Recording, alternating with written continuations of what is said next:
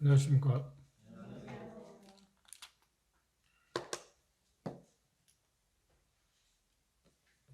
오늘은 데살로니가 전서 2장 1절부터 6절에 있는 말씀 보겠습니다.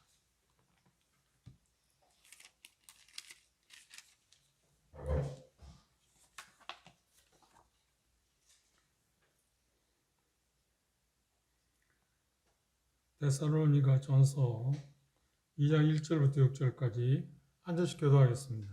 제가 먼저 2장 1절 읽겠습니다. 형제들아, 우리가 너희 가운데 들어가며 헛되지 않은 줄을 너희가 친히 아나니 너희가 안다와 같이 우리가 먼저 빌립보에서 고난과 능력을 당하였으나 우리 하나님을 힘입어 많은 싸움 중에 하나님의 복음을 너희에게 전하였노라. 우리의 권면은 간사에서나 부정에서 난 것도 아니요 격에 있는 것도 아니라 오직 하나님께 옳게 여기심을 입어 복음을 비판받았으니 우리가 이와 같이 말하는 사람을 기쁘게 하려 함이 아니요 오직 우리 마음을 감찰하시는 하나님을 기쁘시게 하려 함이라. 너희도 알거니와 우리가 아무 때에도 아첨의 말이나 탐심의 탈을 쓰지 아니한 것을 하나님이 증거하시느니라. 또한 우리는 너희에게서든지 다른 이에게서든지 사람에게서는 영광을 구하지 아니하였노라. 예, 6절에 있는 말씀까지 보겠습니다.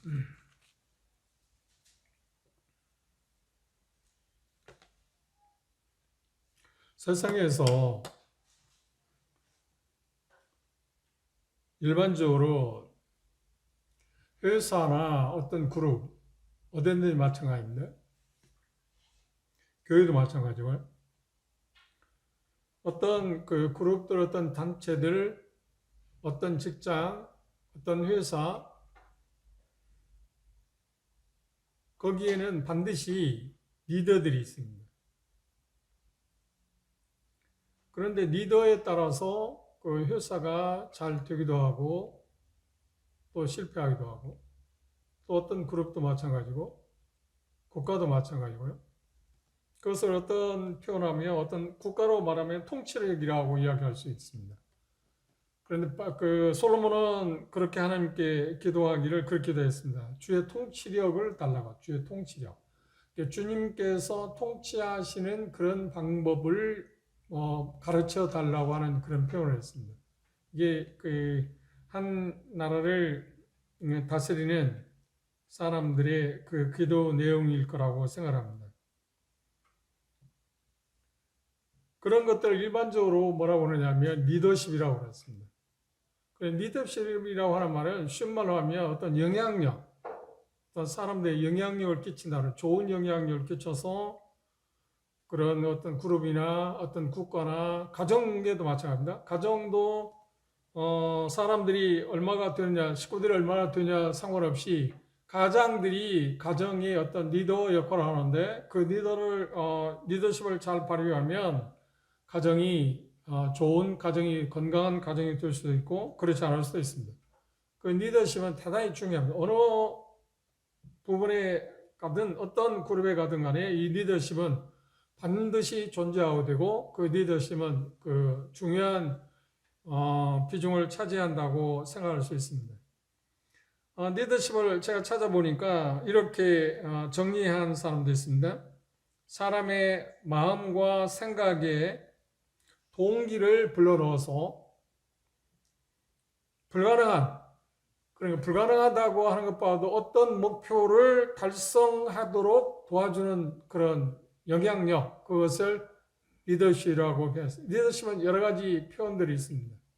그런데 제가 본 리더십의 좋은 내용이라고 그렇게 생각합니다.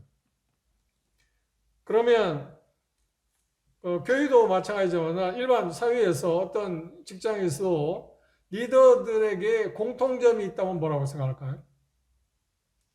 지도자들에게 갖고 있는 어떤 공통점, 추구하는 것이 있다면 뭘까요? 여러 가지 이야기할 수 있습니다. 그런데 조사에 의하면 그걸 대인 친화력이라고 표현했습니다. 조사에 의하면, 물론 이 통계가 미국에서 있었던 겁니다. 우리나라에서 있었던 건 아닙니다. 동양하고는 좀 다르겠지만 성경적인 문화를 갖고 있는 이후에서는 그 가장 중요한 리더들에게 공통점이 뭐냐고 할 때 대인 친화력이라 이야기했습니다.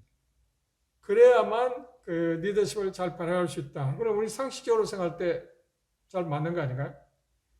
우리나라에 이제 새로운 그 대통령이 선출되고 이제 5월 달이면 새 정부가 들어왔습니다.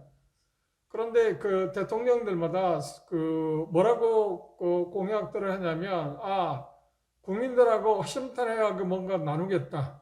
이게 친화력에 대한 이야기를 합니다. 그런데 실질적으로 그 자리에 앉게 되면 그런 친화력을 발휘한 사람들이 우리가 찾기가 별로 쉽지가 않습니다. 왜 그럴까요? 그거는 두말할 것도 없이 리더들에게서 공통점이 바로 그것이기 때문에 그렇습니다. 친화력. 왜냐하면 왜 이런 이야기를 하냐면 여기 데살로니가전서 2장 1절에서 6절에 있는 말씀까지 보면 바울 사도는 데살로니가 지역에 갔을 때 그가 리더로서, 물론 사도입니다. 사도로서 사도권을 행사하는 데 있어서 대단히 신중하게 어떤 행동을 했다고 이야기하고 있습니다. 그런데 본문에 읽은 말씀에 보면 4가지 부정적인 일을 하지 않았다. 그리고 다음은 우리가 볼 거지만 4가지 긍정적인 일을 했다. 그런 마음 자세를 취했다고 하는 표현을 했습니다.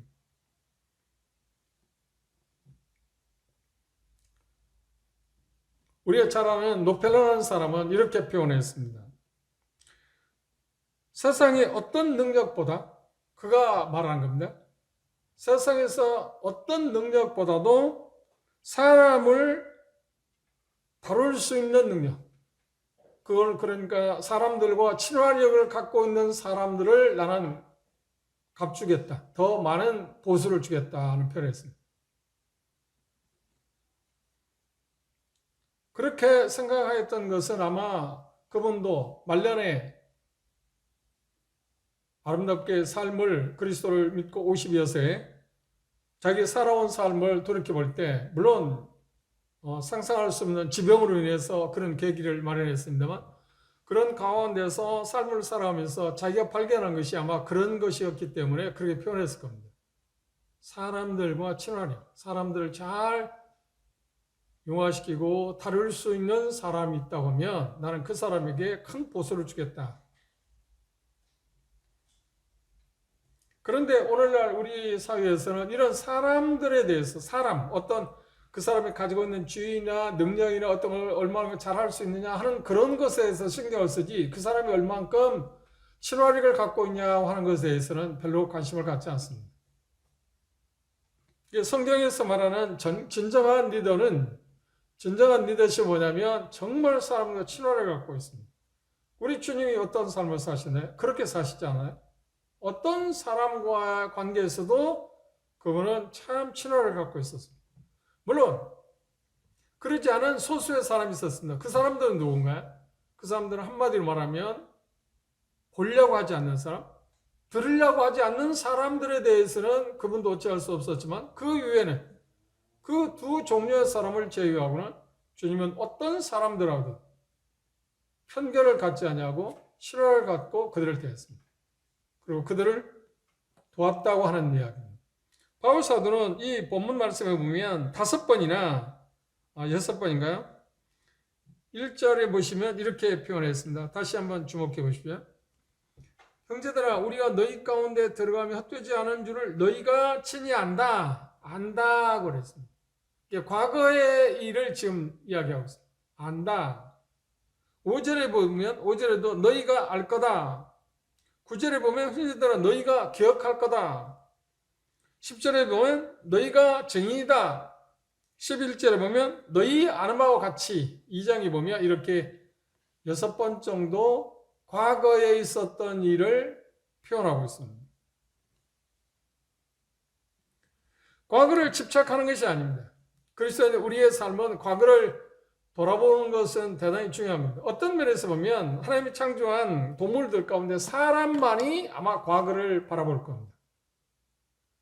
과거, 지나간 일. 그런데 대다수 사람들이 과거를 생각하는 이유가 뭐냐고 하면 어떤 부정적인 쪽, 그러니까 자기의 잘못한 것에 매이는 그런 경향이 훨씬 많습니다. 그런데 성경에서 말하는 과거를 돌아보는 이유는 어떤 것 때문에 과거를 돌아보냐? 지난날을 돌아보는 수리하거나 돌아보는 이유가 뭐냐고 하면 과거를 통해서 우리의 의욕을 그러니까 새롭게 전진하기 위해서 우리는 과거를 돌아봅니다. 바울 사도가 여기 2장 1절에 2장에서 이렇게 6번이나 지나간 일들을 이야기하는 이유는 뭐냐면 과거를 논하고 있는 이유는 뭐냐면 목적 진정성이 뭐냐고 하면 여기 표현 가운데 그렇게 표현했습니다. 헛되지 않게 하기 위함이다. 헛되지 않게 하기 위함이다. 헛된다는 말이 뭐 헛되다는 말이 뭔가요? 여기 2장 1절에 그렇게 표현했잖아요. 형제들아 우리가 너희 가운데 들어감이 헛되지 않을 줄 안다. 헛되지 않는다. 그러니까 바울 사도는 데살로니가 갔을 때 분명한 목적과 진정성을 갖고 있었다는 겁니다. 그것이 헛되지 않을 거다. 그러니까 과거를 내가 다시 이야기하는 이유가 뭐냐면 여러분들이 데살로니가 성도 여러분들이 내가 여러분들과 접하면서 약 한 달 동안 있었는데 그동안에 내가 그 짧은 시간에 복음을 전하고 하나님의 복음을 전하고 어떤 그 가르침을 줬는데 그것들을 지나고 나니까 지금 한 1년이라는 시간이 지나고 나서 정확히 말하면 2년이라는 시간이 지나고 나서 고린도에서 이 서신을 썼습니다. 그런데 3장에 보면 디모데를 통해서 다시 데살로니가 보내서 그들에게 가르침도 허락하고 위로도 주고 그들의 상황을 듣고 돌아오도록 했었던 것을 우리가 볼 수 있습니다. 그런데 지난 날에 바울 사도가 그곳에 있으면서 그들과 더불어서 살면서 복음을 전하면서 하나님의 복음을 전하면서 일어났던 일들을 다시 한번 되놓이는 이유는 뭐냐면 그렇지 지난 일들을 생각하고 과거를 바라보고 앞으로 전진하기 위해서 헛되지 않게 하기 위해서라고 하는 표현을 썼습니다. 우리도 매주마다 그 주님께서 우리에게 제정하신 만찬에 우리가 참여하잖아요. 그 만찬에 대해서 예수님 뭐라고 하나요? 이것을 기억해 달라. 그렇죠? 기억하라. 기억하라. 기념하라. 기억하라고 하는 이야기죠. 지나간 일들을 우리가 기억하는 이유는 뭔가요? 물론 그건 두 가지 의미가 있습니다. 하나는 예수님께서 우리를 위해 사신 일들을 우리가 반추하고 생각함으로 말미암아서 우리가 하나님의 은혜에 대해서 찬양하고 감사하기 위한 것도 있지만 또는 어떤 거예요? 다시 오실 주님에 대해서 우리가 바라보게 되는 거죠. 그렇죠? 그래서 지나간 그러니까 한 주 동안에 살았던 삶을 우리가 다시 돌아보고 다시 오게 될 새로운 주일에 대해서 새 주간에 대한 준비를 하고 전진하기 위해서 우리는 그 일을 하고 있습니다. 그렇죠? 그게 대단히 중요한 거예요. 그게 지나간 거, 과거만 멈춰 있으면 안 됩니다. 우리는 그것을 거침돌이 아니라 디딤돌로 만들어서 우리는 앞으로 전진해 가는 것이 과거를 돌아보는 이유들 가운데 하나입니다. 여기 바울 사도는 여기 말씀해 보면 그들이 무엇을 기억하기를 원했을까요? 전한 것을 말하는 이유는 뭔가요? 무엇보다도 자기 자신이 바울 사도가 데살로니가 지역 교회 성도들에게 한 일들이 헛되지 않다고 하는 것을 일깨우기 위함. 왜 그랬을까요? 이유는 지금 거짓 교사들이 바울 사도가 그것을 떠나고 나서 데살로니가 지역 성도들을 회유했습니다. 어떤 회유를 했나요? 우리가 상상할 수 없는 일들을 그들이 저질렀는데 그 내용들 가운데 어떤 것이 있었냐면 이런 것들이 있습니다.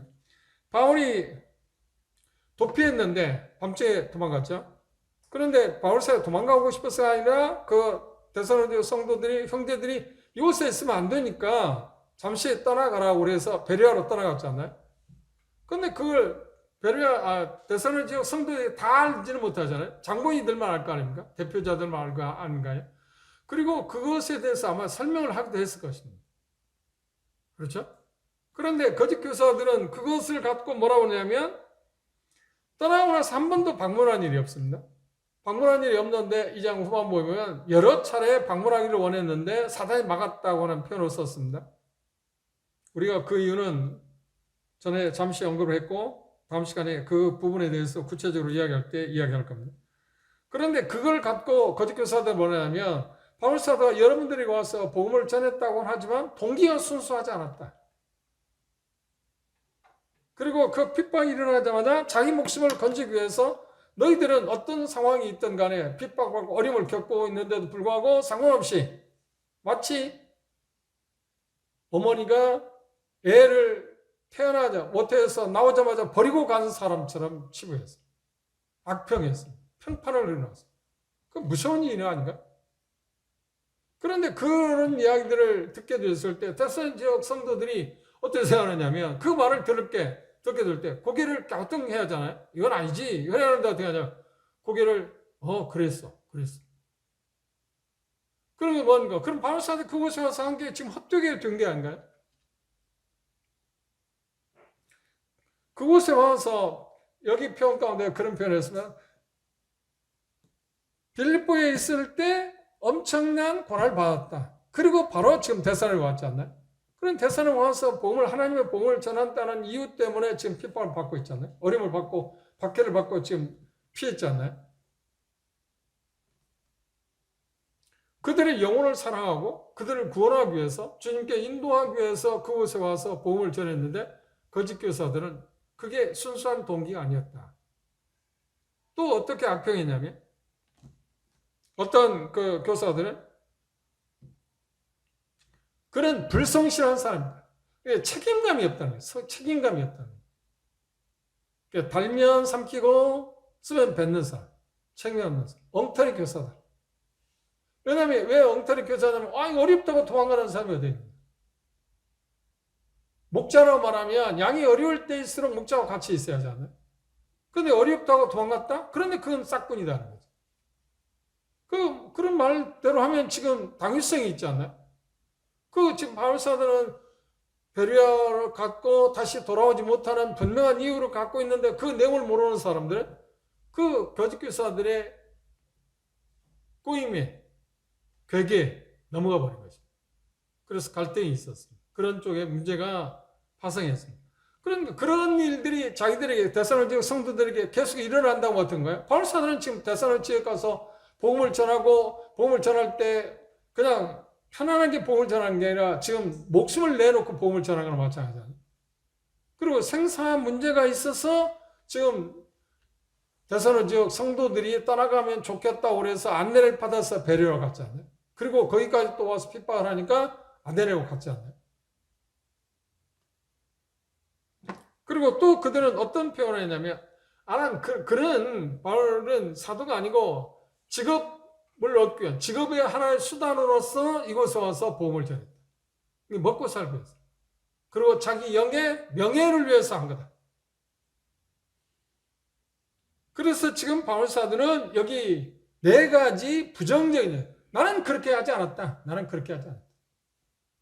이 말을 뭘 표현한 겁니까? 지금 그걸 반대하고 지금 비난하고 평판을 그리는 반박하는 사람을 향해서 바울 사도는 뭐라 하냐면 하나님이 증인이다. 그리고 여러분들이 증인이지 않는다. 내가 그러지 않았다는 거야.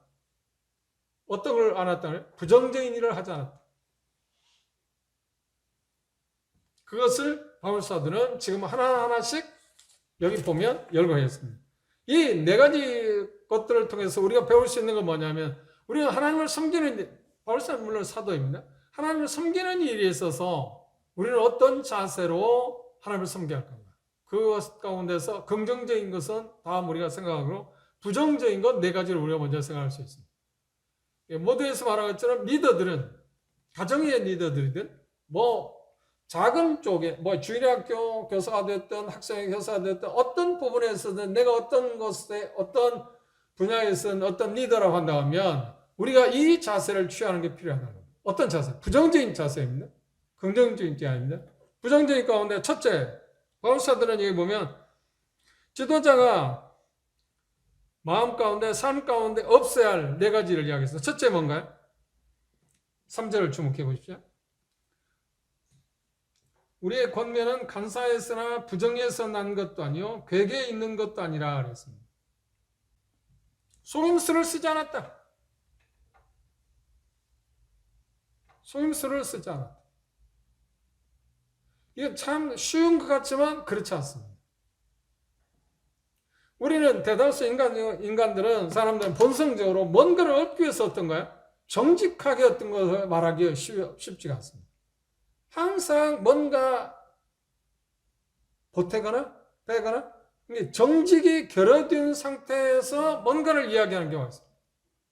그런데 바울사들이 하나님을 복음을 전하는 일에 있어서 나는 속임수를 쓰지 않았다. 나는 여러분들에게 약 한 달 동안 있으면서 내가 여러분들에게 가문이스를 해본 일이 없다. 왜 그런 이야기를 했어요? 지금 거짓 교사들은 지금 바울사도 그런 사람이라고 지금 평판을 흘려놨잖아요. 그럼 나는 그런 사람이 아니다. 여기 본문을 자세히 보시면 우리 번역성경에는 그게 표시가 안 나와 있습니다. 1절하고 2절 차이가 있습니다. 1절 다시 보면 형제들아 우리가 너희 가운데 들어감이 헛되지 않은 줄을 너희가 친히 안다. 그렇죠? 친히 안다. 그리고 2절에 보면 너희 아는 바와 같이, 그런데 2절의 시작이 뭐냐? 그러나 그리고 라는 말이 있습니다.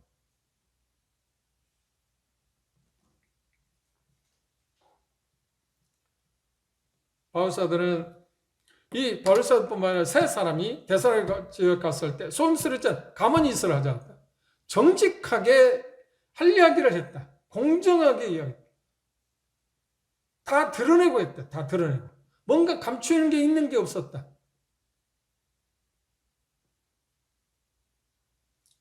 마치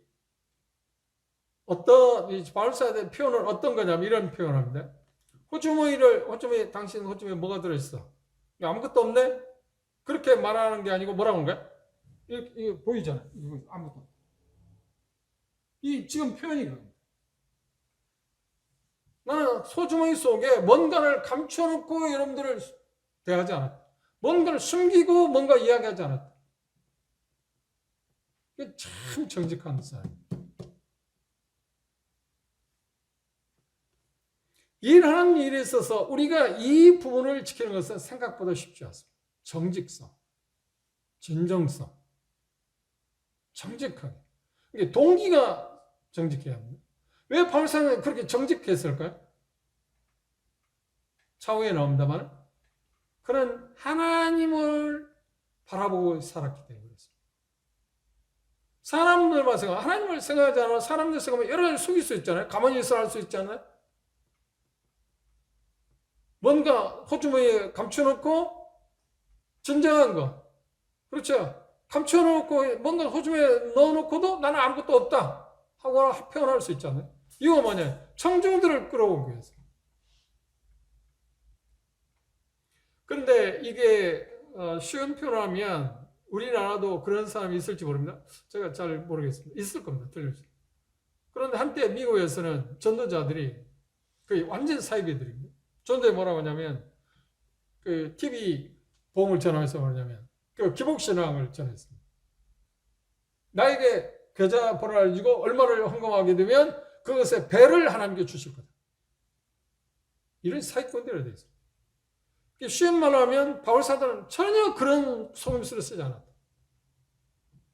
그런데 그렇게 속임수를 안 쓴다 할지라도 우리는 은연중에 속임수를 쓸 수 있지 않나요? 정직이 길이야. U.S. 일반문은 그렇게 표현했습니다. 현대의 위기가 뭐냐 할 때 정직의 결여다. 현대 가장 큰 위기가 뭐냐면 정직성의 문제입니다. 정직하다. 리더들이라고 하면 정직해야 합니다. 참 정직.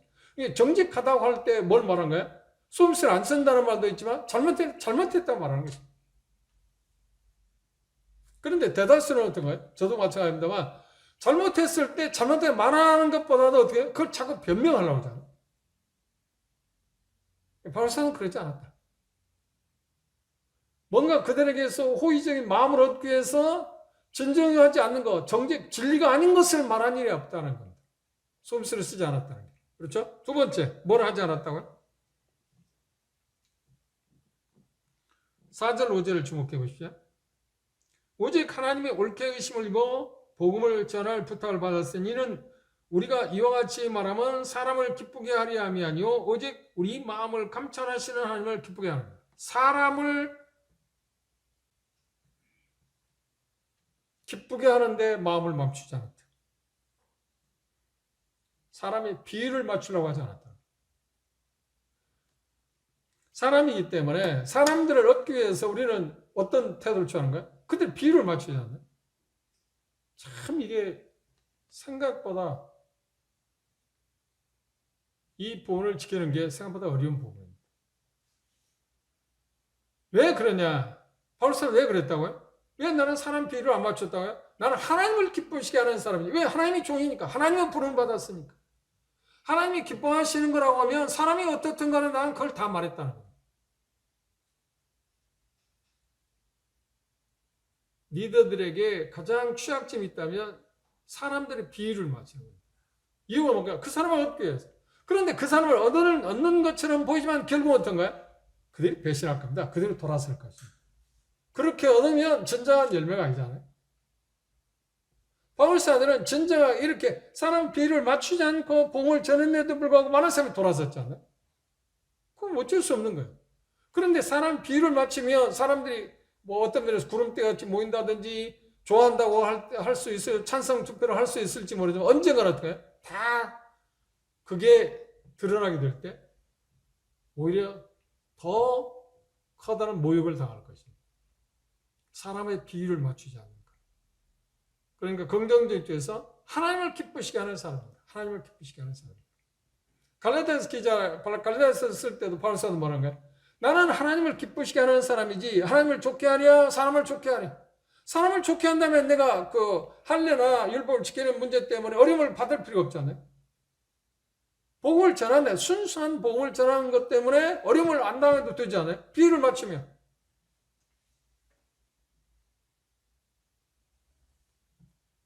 우리나라도 그런 게 있을 겁니다. 그런 미국에서 얼마 전까지만 해도 사람의 비유에 맞게 복음을 전하는 거예요.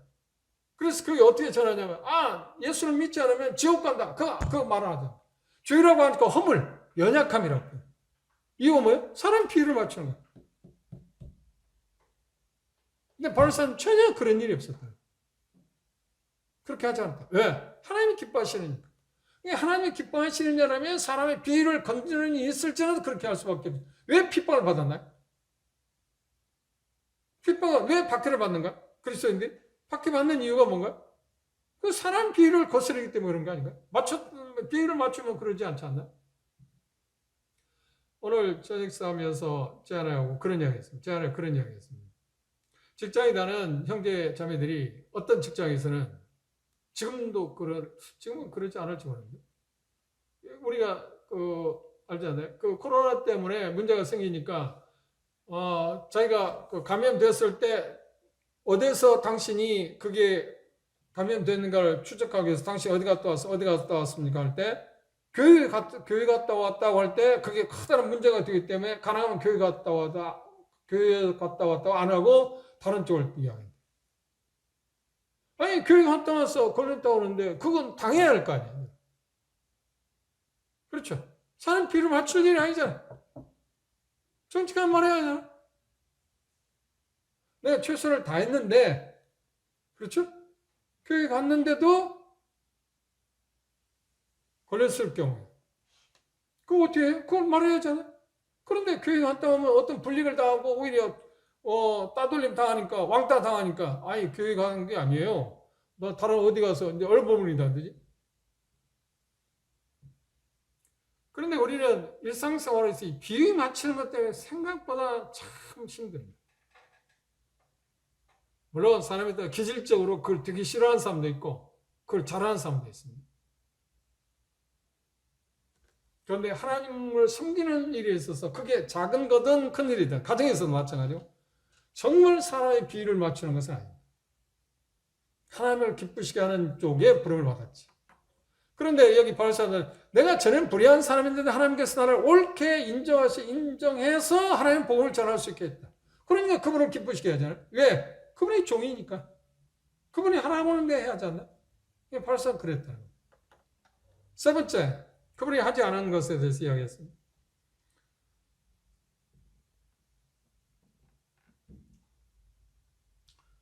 5절 주목해 보십시오. 너희도 알거니와 우리가 아무 때에도 아첨의 말이나 탐심의 탈을 쓰지 않았다. 비를 맞추지 않았다고 하는 거하고 비슷한 게 뭔가요? 아첨하지 않았다는 말입니다. 아첨하고 비위를 맞추지 않았다는 건 뭔가요? 비위를 맞추지 않았다는 말은 앞에서 말한 건데 사람을 기쁘게 하는 일을 하지 않았다. 하나님은 사람을 기쁘게 하는 일에 자기 자신이 어떤 것을 투자 안 했다는 말이고 아첨은 뭔가요? 아첨은 비위를 맞춘다고 하고 비싼 이야기이긴 합니다. 아첨이라는 건 뭔가요? 그 사람을 얻기 위해서, 그 사람 마음을 얻기 위해서 자기가 어떤 것을 목표한 것을 가도록 하기 위해서 어떻게 했어요?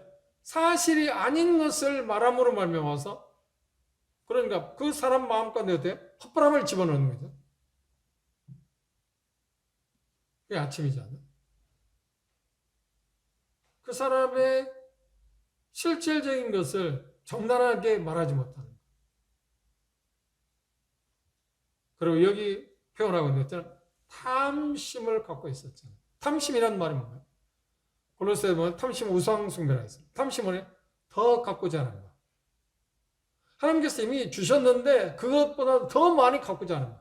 갖고 또 더 갖고자 하는 마음을 탐심이라고 했어요. 나는 탐심의 탈을 쓰지 않았다. 왜 이런 이야기를 했어요? 거짓 교사들은 바울 사도가 지금 데살로니가에 와서 복음을 전한 이유가 뭔가요? 이 탐심이라고 표현한 거예요. 일종의. 돈도 없고 명예도 없고 그 다음에 뭣도 얻어요? 자기가 생각하고자 하는 그런 권세도 없고 그리고 사람들로부터 존경도 없고 영광도 다 얻기 위해서 와서 그가 복음을 전했다는 거예요. 그런데 바울 사도는 나는 그런 탐심을 갖고 있죠. 참 이 부분에 대해서는 앞에서 말하는 것도 다 저 자신에게도 대단히 도전이 드는 부분입니다. 그런데 이 탐심, 더 갖고자 하는 마음 참 이게 무서운 거예요. 이 부분에 대해서 저도 약점을 갖고 있습니다. 다른 부분도 약점을 갖고 있습니다. 앞에서 말한 거 다 약점을 갖고 있습니다. 그런데 이 부분에 대해서 정말 더 조심해요. 그 탐심 가운데 빼놓을 수 없는 게 돈이지 않나요? 명예이지 않나요? 자리의 다툼 아닌가요? 자리도 있지 않나요? 그렇죠? 이것들이 다 그 탐심에 가는 거잖아요. 이 리더들은, 특별히 리더들에 있어서 가장 문제가 되는 게 뭘까요? 그렇죠. 일종의 탐심, 명예요. 이 명예. 명예는 정말 유혹의 대상입니다. 주님을 섬기면서 뭔가 얻으려고 하기 위해서 주님을 섬기는 거 아니지 않나요? 어떤 면에서 주님을 섬기는 것은 정직하게 말한다면 뭔가 나누기 위해서 주님을 섬기는 거지 뭔가 얻기 위해서 하는 건 아니지 않나요? 그런데 리더들 입장에서 그런 태도를 취하는 것은 생각보다 어렵습니다. 뭔가 받고 존경받고 그렇죠. 섬김을 받으려고 하지 존경하고 섬기려고 하는 태도를 갖기가 쉽지 않다고 합니다. 탐심 가운데 들어있는 게 그런 항목도 들어있지 않나요?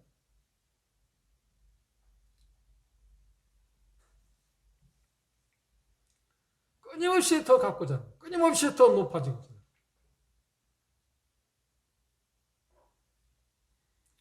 그런데 꽤 오래됐습니다만 아시는 분 아십니다.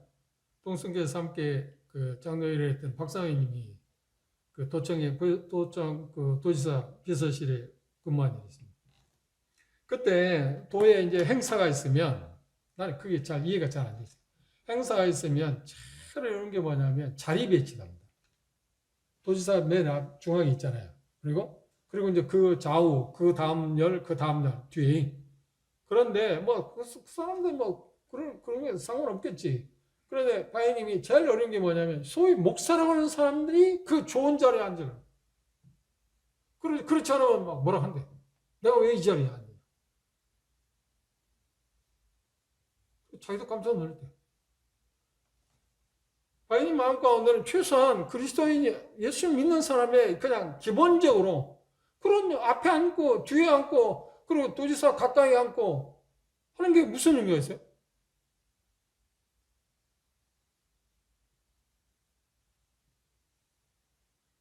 그 이야기를 들을 때 꽤 오래됐습니다. 그 이야기를 때 저 자신을 돌아봤어요. 우리 모임에서는 좀 그런 게 다른 데보다는 좀 약합니다. 그런 걸 쉽게 말하면 더 내세우거나 하는 그런 게 그렇게 노골적인 것은 별로 없어 보여요. 그럼에도 불구하고 은연중에 명예심이 있습니다. 사람들로부터 다른 형제 자매들 존경을 받는 대상이 된다든지 그것에 대해서 마음을 갖죠. 물론 자연스럽게 자기가 하는 은사에 따라서 하나님이 어떤 일하시고 역사하심으로 말하면 존경을 받는 거 그건 뭐라고 하겠습니까? 할 말이 없잖아요. 그런데 그런 주제도 안 되면서 뭔가 더 뭔가 얻으려고 하는 거야. 명예를 얻고 내가 그래도 전국이 최고야. 어떤 면에서 형제자매들이 하나님이 형제자매를 통해서 하나님께서 그런 존경받는 대상이 되게 했을지라도 하나님 앞에서 어떤 태도를 취하는가? 겸손을 취하지 않아요. 왜? 평화는 회망의 선봉입니다. 그래서 생각보다 넘어진 형제들이 많지 않나요? 이 탐심, 무서운 일입니다. 근데 바울사는 그게 없어요. 나는 탐심의 탈을 씁니다. 참 우리가 정말 본받아야 할 문제 아닌가요? 그리고 다섯 번째, 네 번째, 여기 표현한다고 하면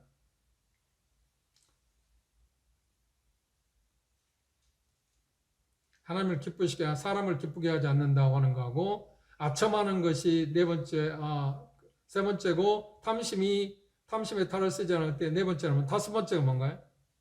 7절 주목해요. 거기 오늘 읽지 않았습니다만 6절, 7절에 6절 우리가 그리스도의 사도로 능히 존중할 터이나 그러나 너에게든지 다른 에게든지 사람에게는 영광을 받지 않는다. 이 말이 무슨 말인가요? 권위를 내세우지 않았다. 이게 리더들에게 치명적인 일입니다. 가장 쉽게 넘어질 수 있는 지도자도 그런가? 내가 그래도 교회 장로인데? 내가 교회 목사인데? 내가 그래도 원로인데? 아니 그렇죠. 중요해죠. 중요해요. 그런데 바울사는 자기 사도예요. 그런데 사도라고 사도권을 난 주장할 일도 없다. 예수님께서 말한 거야. 이 세상의 위정자들은 지도자들은 성경을 받는 것에 대해서 대단히 중요해요. 그들의 가치를 측정하지만 주님은 어떤 사람을 측정하는데 얼마나 많은 사람을 섬기는 것 같고 그 위대성을 크냐 작으냐를 측정한다고 그랬잖아요. 주님이 그렇게 가르치셨습니다. 그리고 그렇게 사셨습니다. 그런데 그거를 배우는 사람들인 지도자들이 뭐라고 하면 그걸 안 해요. 자기 주어진 권위를 주장해요. 내가 그래도 지도자인데 내가 교회 인도자인데 내 말 안 들어? 내 말대로 해야잖아. 이게 참 무서운 일이에요. 바울 사도는 얼마든지 자기가 사도이기 때문에 그 사도권을 갖고 그리고 직접 부활하신 주님께서 그에게 그 사도권을 주었잖아요. 그리고 이방인의 정체적인 사도권을 주었잖아요. 그러면 권세 부릴 만한 그 권세가 얼마나 대단합니까? 사도로서 존중받을 사람이냐면 나는 그걸 주장한 일이 없다.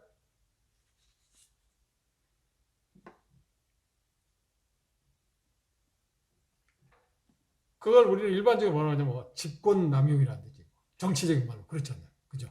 자기 준 권한을 벗어나는 거. 하나님께서 우리에게 어떤 그런 권위를 주었다고 하면 사람들을 섬기기 위한 거지 다스리고 뭐 어떻게 지배하고 통제하고 자기가 독재권을 행사하기 위해서 하는 건 아니잖아요. 그런데 리더들이 그런 함정에 쉽게 빠질 수 있습니다.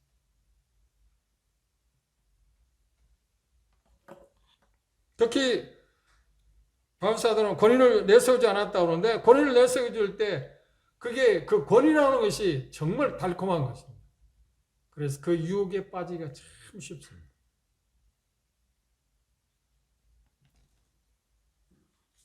유교사변 때요. 재밌는 일이 있습니다.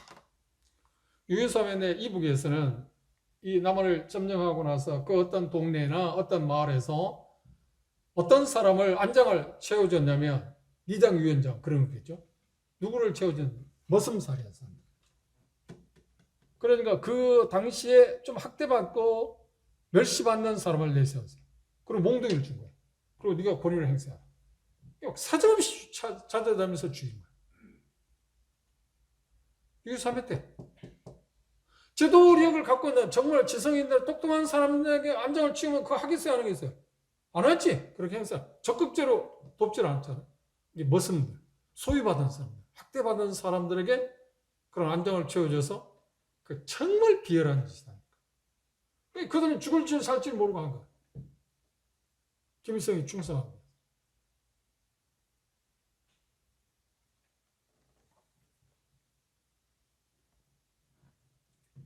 이 권위라는 것은 대단히 미묘한 마치 꿀맛과 같은 것입니다. 달콤합니다.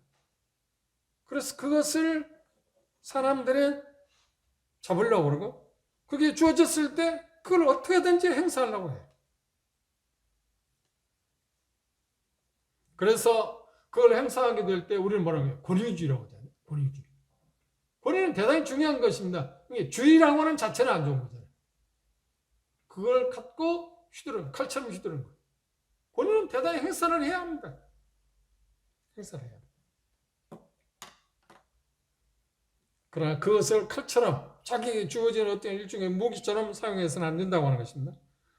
그런 사람들 가운데서 우리는 뭐라고 해요? 독재자라고 하잖아요. 그런데 우리들 가운데도, 니저들 가운데, 형제들 가운데 독재자들이 얼마나 있습니다. 자기 마음대로 거예요. 특히 좀 생각해 할 겁니다. 자기가 어떤 교회를 개척했다든지 했을 때 마치 자기가 자기 교회처럼 모든 걸 자기가 결정하고 자기가 뭔가 할 수 있다고 생각해요. 이게 얼마나 무식한 이야기입니까? 거기까지는 가지 않을지 몰라도 리더들에게서 중요한 게 뭐냐면 이 권위주의에 빠져서는 절대 안 돼요. 그런데 바울 사도는 내가 사도지만 사도권을 내가 주장하지 않았다. 내게 주어진 사도권이 주어졌다. 그건 섬기기 위한 것이지 뭔가 군림하고 독재하고 다스리기 위해서 물론 다스림도 필요한 것입니다. 그러나 하나님의 말씀에 의한 다스림이지 자기가 생각한 사사로운 다스림을 하지 않았다는 겁니다. 권위는 대단히 필요한 것입니다. 그러나 권위가 지나쳐서 권위주의로 흐르는 것은 하나님 앞에 정죄받을 일입니다. 그래서 그걸 항상 경계하고 있어요. 그때마다 어떻게 경계해서 문제를 해결할 수 있나요? 그것은 하나님께 내게 어떤 권위를 줬다면 그건 형제 자매들을 다른 사람을 섬기기 위한 것이지 내가 그 권위를 행사해서 사람들을 지배하고 지배욕입니다. 그렇죠. 일종의 그게 아니라고 하는 것을 우리 마음가운데 계속 스스로 어떻게 해야 돼? 조절해야 하고 절제해야 돼. 그렇지 않으면 어떻게? 나도 모르게 빠져. 은연중에 빠진다. 아, 내가 그래야지 않지, 아니지 하면서도 나도 모르게 가는 거야.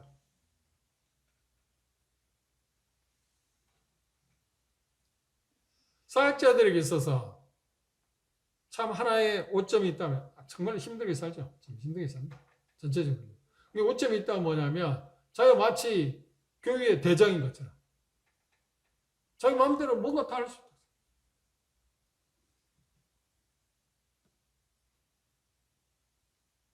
제가 간혹 슬픈 예를 드는 게 뭐냐면 심지어 어디까지 관여하냐면 재정 문제까지. 재정은 내가 마음대로 한다. 내가 하라는 대로 한다. 참 세상에 어떻게 그렇게까지 나아갈 수 있습니까? 그런 권위를 하나님 주셨을까요? 그러나 바울 사도가 우리에게 이야기하는 이 5가지 부정적인 것 나는 그렇게 하지 않아. 왜 그 이야기를 하는 거야? 지금 바울 사도가 데살로 지역에 가짜 교사들이 이런 사람이었다고 말하기 때문에 내가 그러지 않다. 너희도 알지 않냐? 그리고 뭐라고 해요? 너희가 알고 있지 않냐? 형제 자매 여러분이 안 돼. 이게 열려진 상태에서 살았다는 거예요. 뭐 감추지 않았다는 거예요. 개방된. 그리고 뭐라고 해요? 너희가 증인이고 다음 누가 증인? 하나님이 안다. 거짓 교사들이 말이 거짓말이지 않나. 그런데 사람은 우리가 이 이야기를 이 내용을 들을 때 왜 어떻게 그렇게 데살로니가 지역 성도들이 바울 사도들이 그렇게 이야기하겠어요? 그런데 거짓 교사들 말하면 들어간다니까. 그게 먹힌다니까. 왜요? 그 배우 사단이기 때문에. 그래서 지금 바울 사도는 자기 자신을 변호하기 위한 거예요? 아니요. 하나님의 복음을 변호하기 위해서 지금 이야기하는 것입니다. 자기 개인에 대한 이야기가 아닙니다. 우리 오해하면 안 됩니다.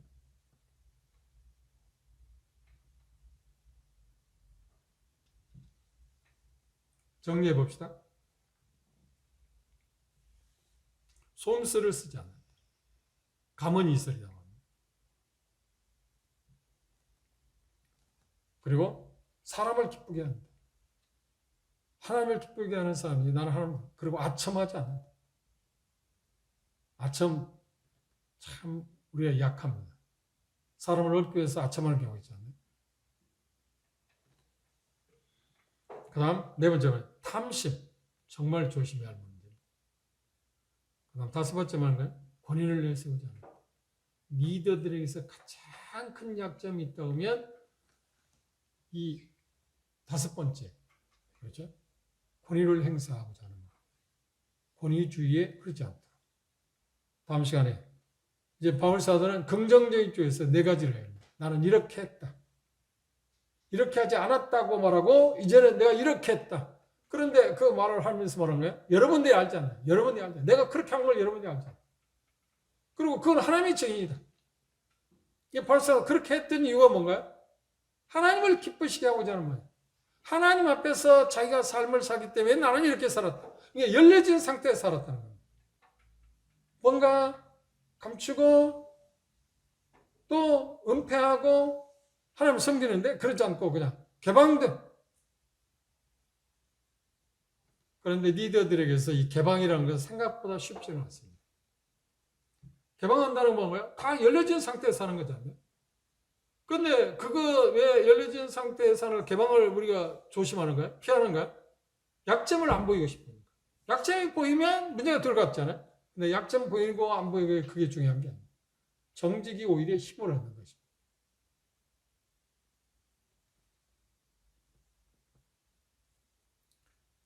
바울사도는 하나님의 복음을 전하게 될 때 자기 자신이 불의한 사람이 있는데 하나님께서 옳다 인정하셔서 복음을 전하게 하셨을 때 하나님을 기쁘시게 하는 일이 하나님의 종이기 때문에 하나님을 기쁘시게 하는 일에 자기 매진했다. 데살로니가 지역 가서도 그랬다. 그런데 거짓 교사들이 전혀 다른 이야기를 해온 것을 기본들을 통해서 듣게 될 때 그것에 대해서 반박을 하고 있습니다. 나는 그렇게 살지 않았다. 그리고 증인은 뭐예요? 여러분이 증인이다. 당사자들. 그렇죠? 다른 지역교회에 있는 사람들에게 내가 그게 증인이지 아니라 여러분이 증인. 이게 얼마나 떳떳했냐 하는 것입니다. 참 투명하게 산다는 것이 정말 위대한 사람이라는 생각. 정말 위대한 사람은 투명하게 사는 거예요. 다 오픈되어 사는 거 아닌가요? 뭔가 감추고 뭔가 은폐하고 하는 게 큰 사람 아닙니까? 있는 대로. 드러내는 대로 내 있는 것 그 자체를 다 드러내 보이고 사는 것. 이게 힘입니다. 실상 그게 힘이고 그게 오히려 거기에서 존경이 오는 거고 하지. 그리고 힘이 있는 거, 사역에 힘이 있는 것이지. 그걸 뭔가 감추고 은폐하고 하는 것이 힘이 있는 것은 아닙니다. 이런 바울사도의 목표 철학을 통해서 우리가 개인적으로 우리의 삶 가운데서 본받아야 할 참 중요한 것을 바울사도는 그렇게 아름답게 살아냈다는 것을 우리가 배울 수 있습니다. 다음 시간에 바울사도는 이제 사도로서 데살로니가에 가서 나는 이렇게 살았다. 오늘은 이렇게 안 살았다고 하는 이야기하고 나는 이렇게 살았다. 그건 뭔가요? 리더들은 이렇게 살아야 한다는 겁니다. 오늘 시간에는 리더는 이렇게 살아서는 안 된다는 이야기였고 다음 시간에 우리는 리더들은 이렇게 살아야 한다. 사람을 얻는 사람이 누군가 이렇게 사는 사람이다. 양면성 다 부정적이나 긍정적인 모두 어떻게 하나님 앞에서 살았고 그냥 투명하게 살았다고. 투명성. 우리가 정말 찾아야 할 건 뭔가요? 투명하게 사는 것입니다. 기도합시다.